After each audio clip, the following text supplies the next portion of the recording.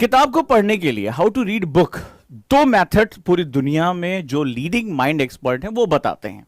Right, पूरी दुनिया में जो लीडिंग माइंड एक्सपर्ट है, मेरे साथ इसको ध्यान से समझिएगा कि पूरी दुनिया में जो लीडिंग माइंड एक्सपर्ट हैं वो किताब को पढ़ने के दो सबसे प्रमुख तरीके बताते हैं। मैं एक तरीका आज नहीं बता रहा हूं, मैं दो तरीका बता रहा हूं, क्योंकि हर स्टूडेंट का पढ़ने का तरीका अलग होता है। अपनी किताब के साथ, अपनी किताब के साथ जो रोमांस है वो बिल्कुल अलग होता है। So now this is the time you can redevelop, reinvent your romance with your book, क्योंकि ये किताबें ही तुम्हें तुम्हारे ड्रीम डेस्टिनेशन तक लेकर जाएंगी। लबासना लेकर जाएंगी, सरदार पटेल एकेडमी लेकर जाएंगी, जहां तुम पहुंचना चाहते हो वहीं लेकर जाएंगी। लेकिन अगर ये सीढ़ी कहीं से जाती है तो आपकी बुक से होकर जाती है। ये मत कहिएगा कि बुक्स आप तक अवेलेबल नहीं है। आज एनसीईआरटी पुरानी हो नई हो, आज तो इतना डिजिटल है, इतना कुछ डिजिटल है, सब कुछ डिजिटल फॉर्मेट में सारी किताबें आप तक है। लेकिन इसके बावजूद आप उन किताबों तक नहीं पहुंच पा रहे हो। किताबें आप तक है, मेरी बात को याद रखना, किताबें आप तक हैं लेकिन आप किताबों तक नहीं हो। वो सारी किताबें तुम्हारे कमरे में आकर रखी हुई हैं, क्या विपिन चंद्रा, क्या लक्ष्मीकांत और क्या डीडी बसु, क्या कोई और किताब, सारी किताबें तुम तक हैं लेकिन तुम अपनी किताबों तक नहीं हो। आज यही कनेक्टिविटी हम क्रिएट करेंगे कि तुम अपनी किताबों तक पहुंचो, उसको समझो, फिर से fall in love with your books. और इस रोमांस की शुरुआत हम ऐसा करते हैं कि मंजिल जो तुम्हारी लबासना है वो पहुंच जाए। Let's start it. हम आज इसको शुरू करते हैं। दो मेथड साइंस के हिसाब से जो बहुत इंपॉर्टेंट है वो है, पहला मेथड SQ3R लिखते हैं हम इसको, राइट, और दूसरा है 3-fold method of reading books, यानी कि 3 स्तरीय किताब पढ़ने का तरीका, 3-fold मेथड, और दूसरा है SQ3R। अभी इसके बारे में बताऊंगा कि ये क्या है। तो ये मेथड बहुत ही जबरदस्त है SQ3R। SQ3R 5 स्टेप मेथड है। वो स्टूडेंट जो इंटेलेक्चुअलिटी को बहुत हाईली लेवल पे लेकर जाना चाहते हैं, वो बहुत जो इमर्स होना चाहते हैं, कुछ मोहब्बतें ऐसी होती हैं जिसमें पागलपन की हद तक जो चीजें आती हैं, जब वो एक दूसरे के लिए जीने मरने तक की बात आ जाती है, SQ3R कुछ ऐसा ही है। ये 5 स्टेप मेथड है जो आपको नॉलेज के बहुत ही डीपर एरिया में लेकर जाता है। और 3-fold मेथड बुक पढ़ने का ये 3 स्टेप मेथड है। अब आपको जो भी अच्छा लगे इन दोनों में से अपना लेना और अपनी एक तरीके के हिसाब से इसको पढ़ना शुरू कर देना। Are we ready? हम शुरू करें। सबसे पहले हम SQ3R मेथड पर आते हैं और समझते हैं कि एक किताब मेरी अपनी कैसे हो सकती है, मैं उसको हासिल कैसे कर सकता हूं। SQ3R का मतलब क्या होता है? SQ3R का मतलब होता है S for survey, Q for question, 3R read, recite and recall. ठीक है, ये बहुत इंपॉर्टेंट होता है। ये 3 मतलब होते हैं। तो चलिए एक एक करके हम सबको समझते हैं। सर्वे का मतलब होता है सर्वेक्षण करना। सर्वेक्षण करना, मान लो मेरे पास एक किताब है, हम यहां से शुरू करते हैं। Suppose that I have this book. एक एक करके मैं आपको समझाता हूं। तो सर्वे यानी सर्वेक्षण में जब हम आते हैं, ओवरव्यू करना इसको हम लोग बोलते हैं, राइट। जब हम इसको सर्वेक्षण करना कहते हैं, हम ज्यादातर गलती क्या करते हैं, खासतौर पे जब आईएएस की किताबें होती हैं, क्योंकि मैंने आपको पहले भी बताया था जब बुक्स के बारे में बता रहा था कि आईएएस के लिए स्पेशली कोई किताब नहीं छपती है। ये सारी किताबें यूनिवर्सिटीज में चलती हैं, ये सारी किताबें जनरली रिसर्च की भी बुक्स हैं, चाहे वो विपिन चंद्रा हो चाहे कोई और किताब हो। अब हमें क्या करना पड़ता है, आईएएस के लिए हमें अपनी इंफॉर्मेशन निकालनी पड़ती है। सबसे पहले जो दुनिया के जाने लीडिंग जो एक्सपर्ट हैं वो ये कहते हैं कि जब कोई किताब आपके हाथ में आए तो सबसे पहले उस किताब की एसेंस को समझने की कोशिश करो और सबसे पहले उसको सर्वे करो। यहां तक कि टोनी बुज़ैन जैसे जो एक्सपर्ट है, दुनिया में सबसे बड़े जो मेमोरी एक्सपर्ट है, वो ये कहते हैं कि स्टार्ट विद जो इंडेक्स है, जो प्रीफेज है उसको पढ़ो। प्रीफेज में ही जो राइटर होता है, जो प्रस्तावना लिखी जाती है, बड़ी बात को बड़े ध्यान से सुनना। मैं जैसे मुझे आज भी आदत है कि मैं सबसे पहले किताब के पहले पन्ने से, मतलब यहां से शुरू करता हूं, प्रस्तावना जरूर पढ़ता हूं। जो किताब का प्रीफेस है, जो प्रस्तावना है, उसको पढ़ो। इसमें जो राइटर होता है वो अपनी किताब के पूरे उद्देश्य को उड़ेल देता है। ज्यादातर बच्चे क्या करते हैं, वो सीधे चैप्टर पे जाना शुरू करते हैं। कुछ तो और भी स्मार्ट होते हैं, वो सीधे जो है वो लग रहा है तीसरा मेरे लिए इंपॉर्टेंट है, 7वां इंपॉर्टेंट है, 8वां इंपॉर्टेंट है। यूपीएससी में जो किताबें होती हैं उनको सबसे पहले ओवरव्यू करना पड़ता है, राइट। तो मैंने इसमें क्या किया, फिर आप इसमें जो है वो कंटेंट पढ़ते हैं, क्या क्या चैप्टर्स आपके दिए हुए हैं, किस रूप में ये अरेंज है, इन चीजों को हम लोग सर्वे कहते हैं। फिर उसके बाद एक पूरी किताब को आपको एक हल्के नजरिए से देखना पड़ता है कि मेरे पास क्या चैप्टर्स हैं।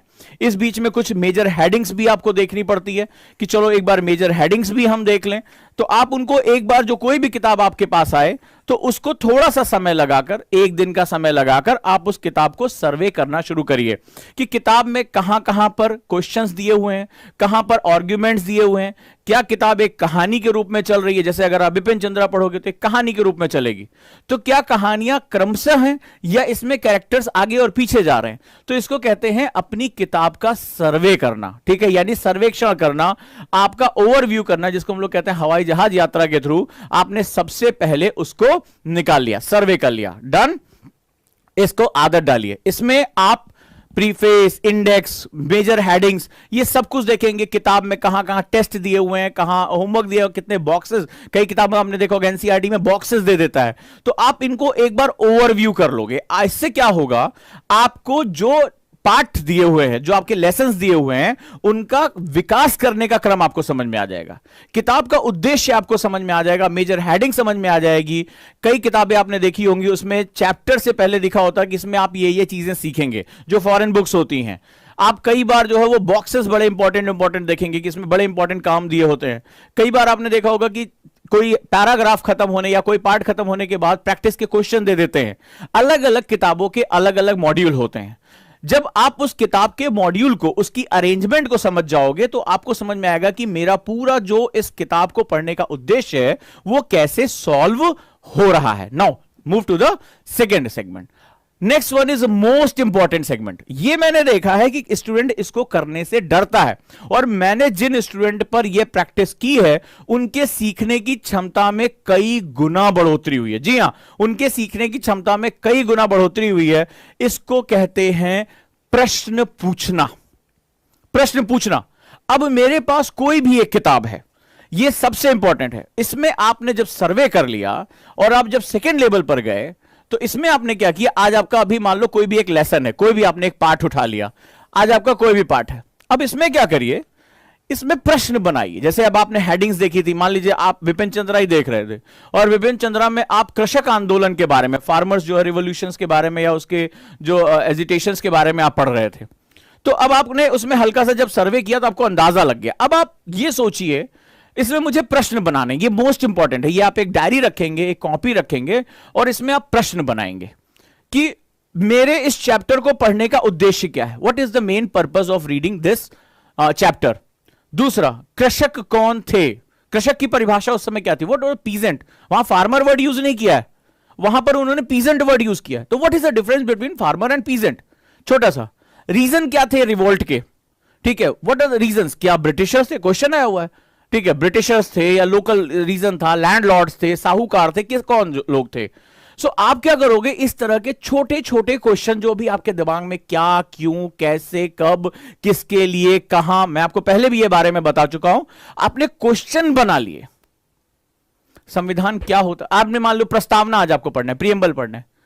प्रियम्बल से क्या मतलब है, ये किसने बनाया था, किस समिति के द्वारा था, क्या इसकी मुख्य बातें हैं, इसका मकसद क्या है, इसके अंदर क्या बातें कही गई हैं, उन बातों के क्या निहितार्थ हैं। ये क्वेश्चन ही तो आपको लिखना है, क्या, क्यों, कैसे, किसके लिए, उद्देश्य क्या है, और जो है वो उसकी प्रक्रिया क्या है। आपने सिंपल आपने इसमें बना लिया, ठीक है। तो अब जो है वो क्वेश्चन आपने बना लिया। जिस क्षण ये वो पॉइंट है जो आपको आपकी किताब से जोड़ता है, जी हां, ये आपकी किताब के साथ हुकिंग करने का काम करता है। इसको हम लोग बोलते हैं हुक करना।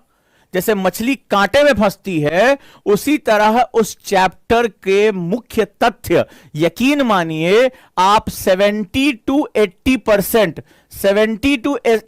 फैक्ट पहले फंसा ले जाओगे। यानी चैप्टर शुरू होने से पहले ही आपका जाल बिछ चुका होगा।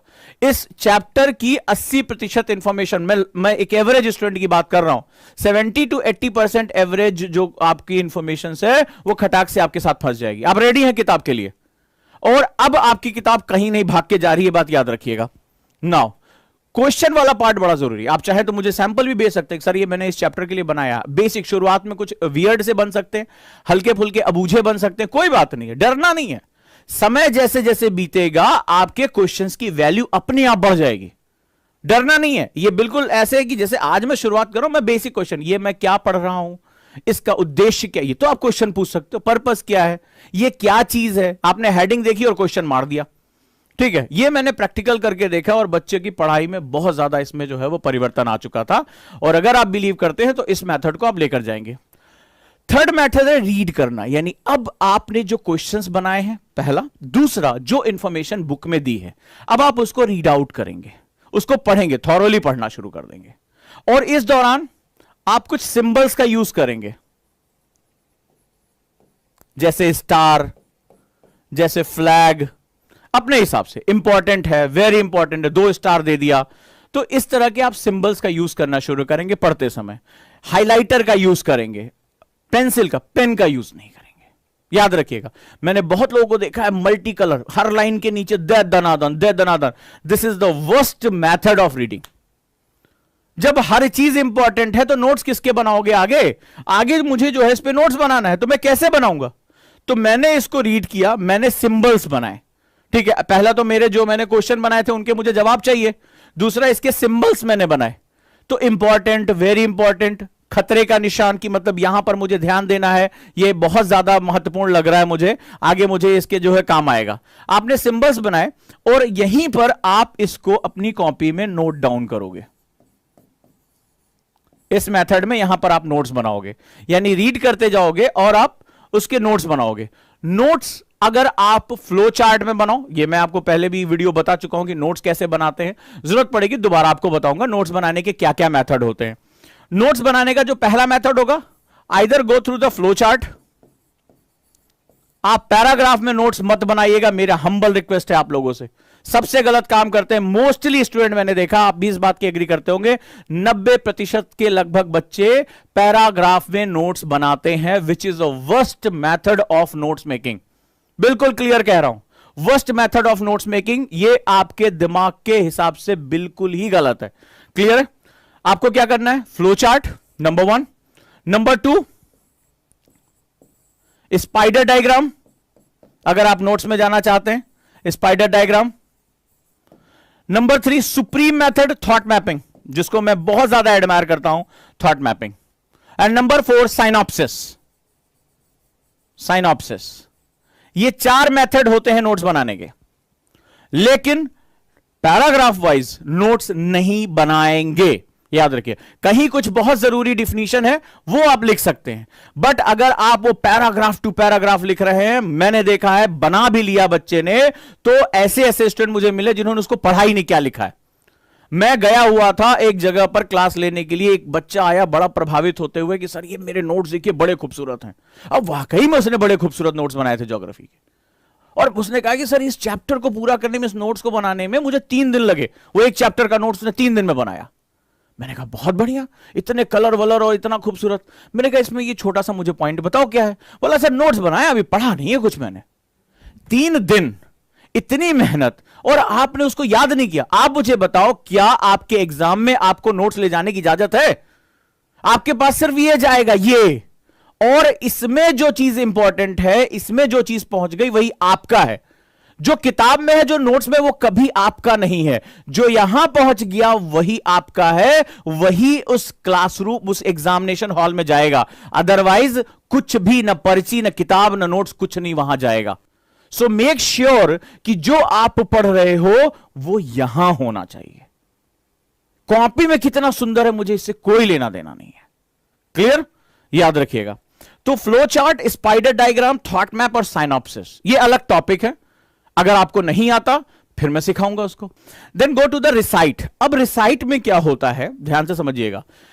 जो आपने या तो यहां नोट्स बनाए, कई लोग नोट्स नहीं बनाते, तो वो जो सिंबल्स यूज कर रहे हैं, सिंबल्स को आप किताब के पहले डिफाइन करेंगे। इसका मतलब आपके लिए क्या है, डबल स्टार का मतलब क्या है, हैशटैग का मतलब क्या है, फ्लैग का मतलब क्या है। याद रखिएगा, जो भी आप नोट्स बना रहे हैं उनको आप अपनी किताब से पहले डिफाइन कर देंगे। ऐसा नहीं कि सिंबल हर बार बदल जा रहे हैं। अगर ये झंडे का मतलब है खतरा है, यानी ये जो है मोस्ट इंपॉर्टेंट कॉन्सेप्ट है, मुझे बर्बाद कर सकता है, तो ये हमेशा एक ही रहेगा। सिंगल एस्ट्रिक का मतलब इंपॉर्टेंट, डबल का मतलब हुआ जो है वो डबल स्टार मोस्ट इंपॉर्टेंट, हैस्ट्रिक का मतलब हुआ कि ध्यान देने योग्य है। तो आप अगर नोट्स नहीं भी बना रहे हैं और किताब में कर रहे हैं, अब आपको क्या करना है, रिसाइट का मतलब होता है याद करना। तो याद करने का जो तरीका है, अब आप फ्लैश कार्ड बना लें, या आप इस तरह के नोट्स बना लें, या उन पॉइंट्स को अपनी मेमोरी में जो है रखने की कोशिश करें। तो यानी अब आपको उसको याद करने का प्रक्रिया है। कि जैसे फॉर एग्जांपल गांधी के आंदोलनों का सही क्रम क्या था, तो मैं अब उसको रिसाइट कर रहा हूं अपने नोट्स के साथ। ये नोट्स अटैच किया आपने और नोट्स के साथ उसको याद करना शुरू किया। नोट्स जैसे जैसे बनाते जाएं, हम लोग क्या करते हैं, स्टूडेंट बहुत बड़ी गलती करता है, नोट्स को याद करता है, पहले नोट्स बनाता है, ठीक है, महीनों तक नोट्स बनाएगा, उसके बाद वो सोचता है एक दिन नारियल वारियल फोड़ेंगे, तिलक विलक लगाएंगे, अब पहुंच जाएंगे, आज हम नोट्स याद करेंगे। 4-5 महीने बाद, तब तक उसको याद ही नहीं आता कि नोट्स बनाया किस चीज का था ससुर, यही नहीं हमें समझ में आता। तो वहां पर जो है बड़ी बड़ी गलती हो जाती है। आपको क्या करना है, जिस समय आपने 2 पेज का नोट्स बनाया, मान लो आपने 10 पेज पढ़ा, 2 पेज का आपने नोट्स बनाया, वो उसी के उसी दिन याद होना चाहिए। यह बात याद रखिएगा, इसको इंपॉर्टेंट मार्क कर लीजिए कि आज नोट्स बना लिए हैं, पहले हम नोट्स बनाएंगे भाई, अब फिर एक दिन जो है हम चौड़ा के जो है चौधरी पान यहां लेके जाए पान खाएंगे तब हम याद करेंगे ना, ऐसा कुछ नहीं होने जा रहा है। आज 2 पेज का नोट्स बना है, सोने से पहले आपको उसको याद करना, उसको रिसाइट करना आपकी जिम्मेदारी है, आपकी जिम्मेदारी है। क्लियर? नाउ नेक्स्ट, बहुत इंपॉर्टेंट, रिकॉल। यूपीएससी में प्री में स्पेशली फेल होने का सबसे बड़ा कारण रिकॉल ना करना है। मुझे बच्चों ने मैसेज किया, सर रिवीजन में बिल्कुल मजा नहीं आता। रिकॉल का मतलब होता है रिवीजन करना। सर पहले पूरा पढ़ लें फिर रिवीजन करें क्या? सर अभी नहीं सर, वो बहुत बोरियत सी लगती है, ये आप भी कहते हैं और आप ही के मैसेज थे। लेकिन याद रखिएगा, अब जो मैं आपको साइंटिफिक मेथड बताता हूं, अगर आपने कोई चीज याद किया या पढ़ा है, अगर 24 घंटे के अंदर, ये साइंस कहता है, आप हैरी लॉरेन को जाकर पढ़ सकते हैं, हैरी लॉरेन दुनिया के बहुत लीडिंग एक्सपर्ट हैं, तमाम तरह की इंफॉर्मेशन आपके पास पड़ी है। अगर आप किसी भी पढ़ी हुई चीज या आपकी नोट्स बनाई गई चीज को अगर 24 घंटे के अंदर, 24 आवर्स के अंदर अगर रिवाइज नहीं करते हैं, लिख लेना इसको पॉइंट, आप किसी भी पढ़ी हुई चीज का 80% भूल जाएंगे। आज मैं आपसे लाख चीख चीख के आपसे 50 बातें कहूं, लेकिन 24 घंटे बाद इसका सिर्फ 20% आपको याद रहेगा, 80% गायब हो जाएगा। और यह साइंटिफिक फैक्ट है, आप इसको चेक कर सकते हैं। अब आप सोच के देखिए, अगर किसी पढ़ी हुई चीज को आप 1 महीने रिवाइज नहीं करते हैं तो सिर्फ हल्की हल्की यादें रह जाएंगी और कुछ नहीं बचेगा। और फिर जब आप एग्जाम में जाते हैं, हाय दैया, वो पेज पे ऊपर लिखा था ये वाला क्वेश्चन हुआ तो हम पढ़े थे, अब इसमें ए लगाएं कि बी लगाएं? ना ए लगाएं ना बी लगाएं, नहीं पढ़ जाएं, अगले साल फिर आए। तो ऐसा जो होगा वो नहीं होना चाहिए। आपको जब भी कोई नोट्स बनाए, सबसे बड़ी मैंने आपको गलती क्या बताई, पहले हम नोट्स बनाएंगे फिर याद करेंगे, और फिर जब याद करेंगे तो अब साल के आखिरी में जाकर रिवाइज करेंगे। बचेगा क्या तुम्हारे पास? तुम खुद ही अंदाजा लगा लो, साइंस तुम्हें दे रहा हूं, इसका जो है मैं मनोवैज्ञानिक कारण दे रहा हूं। यानी फर्स्ट रिवीजन आपका 24 आवर के अंदर आपका नोट्स आनी चाहिए। एक बार पहले रिवाइज करोगे, चाहे सोने से पहले, सुपर उठने के बाद, ऑफिस जाते समय, आप इसमें तुरंत के तुरंत इसको क्या करोगे, रिवाइज करोगे, रिकॉल करोगे, इसको तुरंत के तुरंत इसको जो है वो जो है दोबारा इसको रिवीजन करने का प्रयास करोगे। अगर नहीं हुआ तो मामला साफ है। लॉजिक दे रहा हूं, आप जाकर स्टैट चेक कर सकते हैं, मेरी बात सुनने समझने की जरूरत नहीं है। तो आप अंदाजा लगा के देखो कि 100 चीजें पढ़ी हैं, 80 चीजें 24 घंटे के अंदर गायब।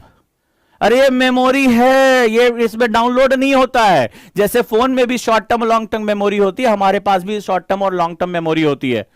तो ऊपर वाले ने कहा है, हमारी प्राचीन परंपरा पे लिखा गया है कि अभ्यासेन विद्या उद्यमेन Lakshmi.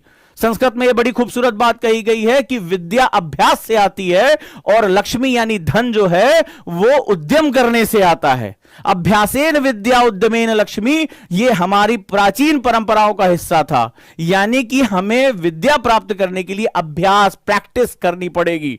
That is the logic given by our ancient, जो हमारे गुरुज थे, उन्होंने हमें यह दिया है। सो अभ्यास मतलब revise, revise, recall, recall again and again. So if you are leaving this particular point, तो आया गया, खत्म, ठीक, मामला finish. Next one, now I am moving to the second method which is a very very important. ये थोड़ा सा easy है, राइट, ये थोड़ा सा इजी है और इसमें 3 स्टेप होते हैं। Now this is known as 3-fold method, यानी इसको हम लोग 3 मोड मैथड के नाम से जानते हैं। इसमें जो होता है इस अपने नेचर के हिसाब से, ठीक है, SQ3R भी आप कर सकते हैं, उसमें इन्वॉल्वमेंट आपसे ज्यादा मांग रहा है, 5 स्टेप मांग रहा है। इसमें 3 स्टेप होता है। फर्स्ट इसमें स्टेप जो होता है, अगर किसी को किताब को एक बार से ज्यादा पढ़ने की, पिछली बार वाले में क्या था कि किताब को एक बार पढ़कर या 2 बार पढ़कर हम नोट्स मेकिंग प्रोसेस पे पहुंच जाते हैं। इसमें किताब को जिनको ज्यादा बार पढ़ने की आदत होती है उनके लिए यह बहुत ही अच्छा मेथड है। मेरी नजर में तो 2000 पन्ने की, अगर सारी एनसीईआरटी रख लोगे तो 2000 पन्ने की बुक है। ठीक है, सबसे मोटी किताब तो एनसीईआरटी, वो पतली पतली देके बेवकूफ बनाते हैं, लेकिन वो जब 52 किताबें एक दूसरे के ऊपर रखो तो पसीना आता है, बाप रे बाप, शुरू कहां से करें इसको, वजन के बराबर जाकर बैठता है। तो अगर एनसीईआरटी किताब है तो उसके नोट्स बनने चाहिए। मेरे सवाल का जो भी चीज आपको लगती है वो पठनीय है, वो पढ़ने योग्य है, वो रीडेबल है, उसके नोट्स बनने चाहिए। क्यों? अखबार भी, न्यूज़पेपर भी, अरे कुछ दिन बाद उस पर कोई जो है कूड़ा रख के फेंक देगा, दाल खा लेगा, कवर चढ़ा लेगा, अलमारी पे बिछा देगा। अरे मेमोरी हिली पड़ी है, 24 घंटे में 80% गायब हो जाएगा, 20% लेकर घूमोगे। अभी तो ये मैंने नहीं बताया कि एक हफ्ते बाद मेमोरी का कितना बचता है, सिर्फ 5%। अरे 5% इंफॉर्मेशन लेकर कहां यूपीएससी क्रैक करोगे दादा? निकल जाएगा, खत्म हो जाएगा मामला। फिर वही ढूंढोगे, अरे कौन अलमारी बिछाए थे, कौन वाली अलमारी बिछाया था, जरा ढूंढो। अरे मम्मी वो वाला अखबार क्या किया जो तुमने उसमें बड़ा इंपॉर्टेंट एक एडिटोरियल आया था, वो गया। जो आपकी डायरी में, जो आपकी कॉपी में आ गया वो आपका है, अदरवाइज वो पता नहीं किसके बाप का है, ये कोई नहीं जानता। चले थ्री फोल्ड मेथड के बारे में बात करते हैं, बहुत इंपॉर्टेंट है, बड़ी मजेदार चीज है ये। मुझे थोड़ा सा ये बड़ा पहला मेथड तो इसमें इन्वॉल्वमेंट है, इजी चीजों के लिए, जैसे हिस्ट्री हो गया, जैसे इन्वायरमेंट हो गया, इन सबको पढ़ने के लिए मेथड मुझे बहुत अच्छा लगता है। शुरू करते हैं हम लोग। Now let's start it. First reading, पहली रीडिंग, इसको हम लोग बोलते हैं, इसमें क्या होता है, किताब को 3 रीडिंग करनी पड़ती है। This is the method, 3 reading करनी पड़ती है किताब की। पहली रीडिंग जो होती है उसको हम लोग नॉवेल लाइक रीडिंग कहते हैं, मुझे बड़ी पसंद है ये किताब है। अब इस किताब को पहले पन्ने से लेकर आखिरी पन्ने तक बिना किसी पेंसिल को, बिना किसी नोट्स बनाए, बिना हाईलाइट के मैंने इसको पढ़ लिया। इसके पीछे जो साइंस है वो मैं आपको बता देता हूं, इसके पीछे भी एक जो है मनोविज्ञान है। याद होगा आप में से कई स्टूडेंट ने नॉवेल्स पढ़ी होंगी, चाचा चौधरी, पिंकी, बिल्लू, ध्रुव, नागराज, डोगा, ये सब की आपने कॉमिक्स पढ़ी कि नहीं पढ़ी है? या वेद प्रकाश शर्मा, वर्दी वाला गुंडा, ठीक है, रीमा भारती, ये सब नॉवेल भी पढ़ी होंगी। या हो सकता है मिल्स एंड बून्स पढ़ी होगी आप लोगों ने, राइट और रॉन्ग? आप मुझे बताइए, जब कॉमिक्स पढ़ते थे, जब नॉवेल पढ़ते थे, जब कोई अपने इंटरेस्ट की चीज पढ़ते हैं, क्या हम उसमें नोट्स बनाते हैं कि चाचा चौधरी ने साबू से कहा, या उसमें लिखा था कि साबू को जब गुस्सा आता है तो कहीं ज्वालामुखी फटता है, लाओ इसके नोट्स बना ले? कभी ऐसा हुआ? दिन भर में हम लोग जब छोटे थे, कॉमिक्स हम लोग के लिए उस समय ये सोशल मीडिया नहीं था, हम दिन भर में पूरा सेट पढ़ जाते थे। क्या नागराज, क्या डोगा, क्या ध्रुव, क्या भोकाल, जितनी भी कॉमिक्स थी सब निपटा लिया करते थे। पता नहीं आप लोगों ने कॉमिक्स पढ़ी कि नहीं पढ़ी, आई डोंट नो, लेकिन हमारे लिए तो वही सबसे बड़ा एंटरटेनमेंट होती थी, राइट? लेकिन कभी भी हमने नोट्स नहीं बनाया कि अब वेद प्रकाश शर्मा में, वर्दी वाला गुंडा में जो है वो गुंडे ने ये कहा, पुलिस वाले ने ये कहा, कभी नहीं नोट्स बनाया, बिकॉज हम उसको इंजॉयमेंट के लिए पढ़ते थे। सो नॉवेल लाइट रीडिंग में जो सबसे बड़ा मनोविज्ञान है, क्यों आप जो इसमें पढ़ेंगे वो मनोरंजन यानी इंजॉयमेंट के लिए पढ़ेंगे।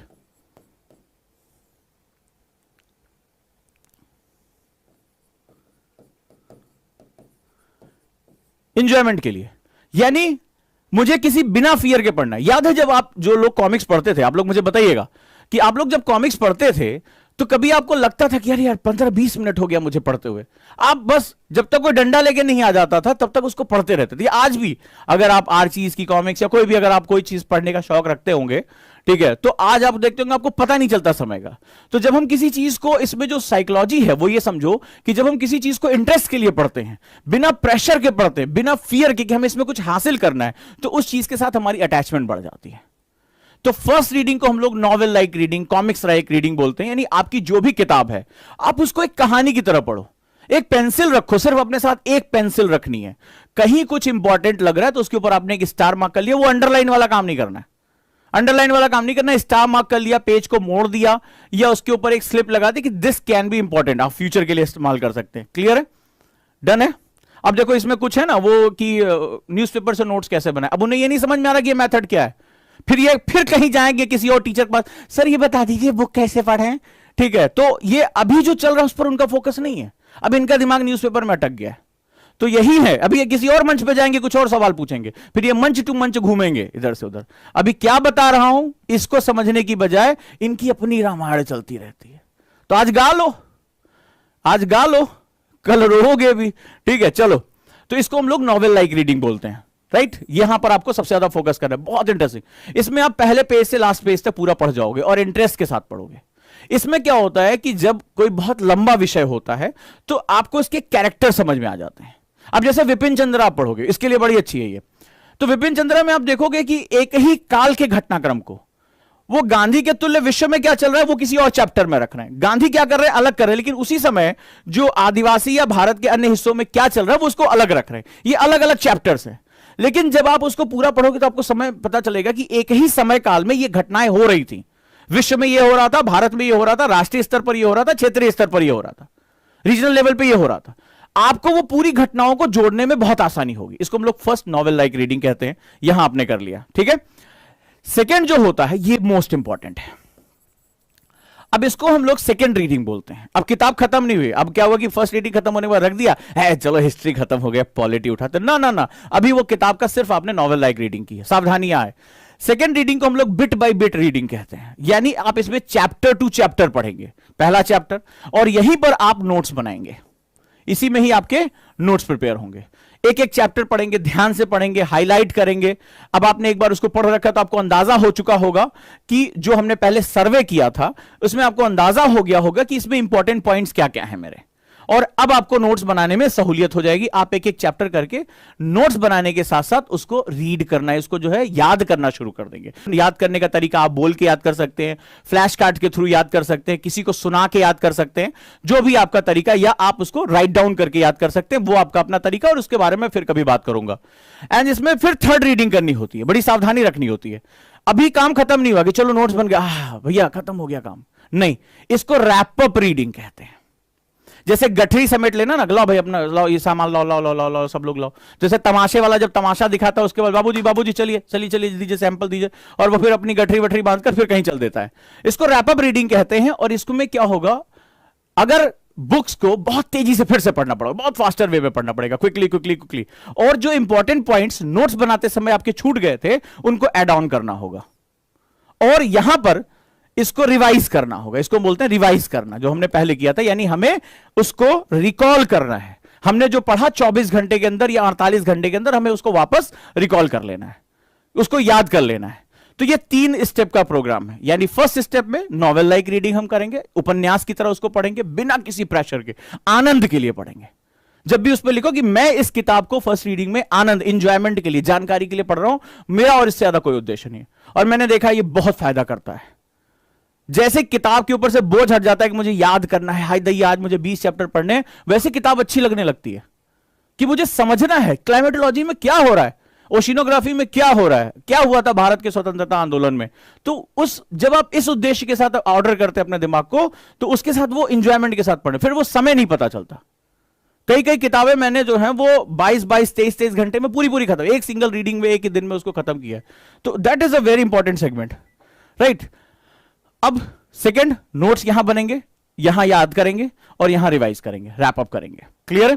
सो दीज आर द मेथड्स जहां पर किताब आप दो नेचर के हिसाब से, फिर से बोल रहा हूं, अपने नेचर के हिसाब से, either you go to the SQ3R, deeper involvement है, ज्यादा गहरा इन्वॉल्वमेंट है, 5 स्टेप का इन्वॉल्वमेंट है, सर्वे करेंगे, क्वेश्चंस बनाएंगे, एक पेज बनाइए, उस पर क्वेश्चंस लिखिए, देखिए आपकी पढ़ने का तरीका कितना जो है बदल जाएगा।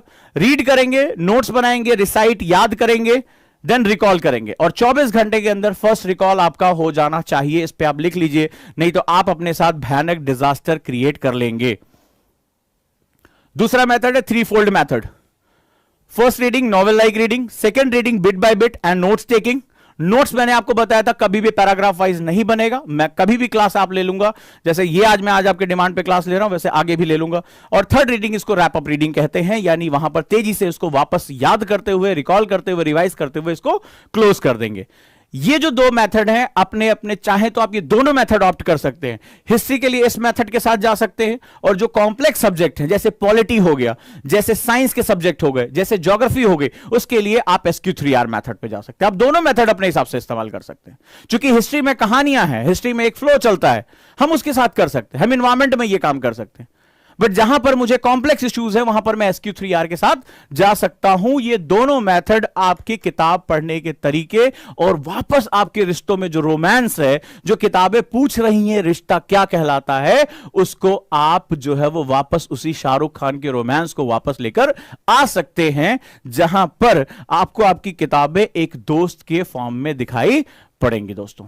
और मेरी यही कोशिश है कि आप अपनी किताबों पर विजय पाना सीखें, मोहब्बत करें उससे, क्योंकि एक दुनिया में अगर किताबों पे जिसने अपनी मोहब्बत कर ली, उसके ऊपर अपना काबू पा लिया, वही लबासना आसानी से पहुंचेगा। वो चाहे अकेले उसका सफर क्यों ना हो, किताबें ही उसकी सबसे अच्छी दोस्त है। लेकिन किताबों से आपकी नफरत, किताबों से आपकी दूरी बहुत ही ज्यादा खतरनाक है। तो मैंने क्या कहा कि आप तक किताबें पहुंच रही हैं, आप किताबों तक नहीं पहुंच रहे हो।